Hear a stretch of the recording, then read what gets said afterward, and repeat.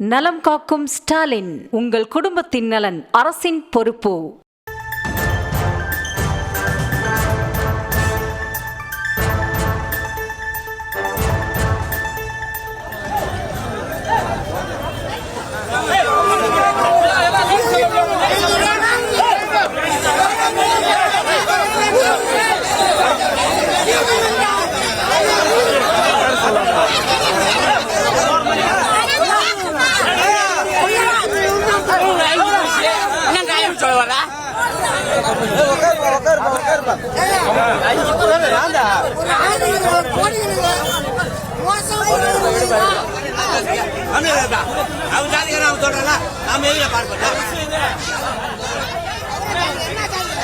அண்மை செய்தியை பார்த்து வருகிறோம். கோனூர் ஊராட்சி மன்ற தலைவர் மரணத்தில் சந்தேகம் இருப்பதாக மக்கள் திடீர் மறியல் போராட்டத்தில் ஈடுபட்டிருக்கிறார்கள்.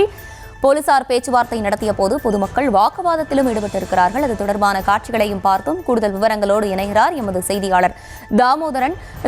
வணக்கம். என்ன நடந்தது? விரிவான விவரங்கள். வணக்கம். விழுப்புரம் அருகே உள்ளது கோனூர் கிராமம். இந்த கிராமத்தில் வசித்து வருவர் முன்னாள் ஊராட்சி மன்ற தலைவர் ஜனா என்கிற ஸ்ரீபதி. இவர் அதே பகுதியில் சேர்ந்த ஒரு சில நபர்களிடம் வட்டிக்கு பணம் பெற்றுள்ளார். இவர் வட்டிக்கு பணம் பெற்று வேற ஒரு நபருக்கு வாங்கி கொடுத்ததாக கூறப்பட்டு வருகிறது. இந்நிலையில் அவர்கள் வட்டிக்கு பணம் கொடுத்த நபர்கள் இவருக்கு நெருக்கடி கொடுத்ததாகவும் கூறப்பட்டு வருகிறது.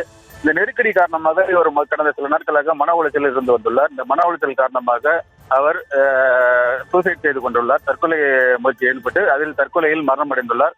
இந்நிலையில் இந்த சம்பவத்திற்கு காரணமானவர்கள் மீது நடவடிக்கை எடுக்க கோரி கோனூர் கிராம பகுதியைச் சேர்ந்த அவரது உறவினர்கள் மற்றும் பொதுமக்கள் உள்ளிட்டவர்கள் இன்று விழுப்புரம் திருக்கோயிலூர் சாலை இந்திரா நகர் பகுதியில் அவர்கள் மறியல் போராட்டத்தில் ஈடுபட்டுள்ளனர். இதனால் போலீசார் அங்கு விரைந்து மறியல் போராட்டத்தில் பேச்சுவார்த்தை நடத்தினர்.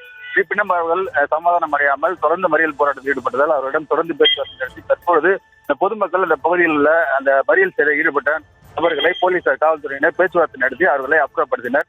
இந்த சம்பவமானது ஒரு முன்னாள் ஊராட்சி மன்ற தலைவர் மருந்து குடித்து தற்கொலை செய்து கொண்ட சம்பவம் விழுப்புரத்தில் பெரும் பரபரப்பை ஏற்படுத்தியுள்ளது. விவரங்களை வழங்கியமைக்கு நன்றி தாமோதரன்.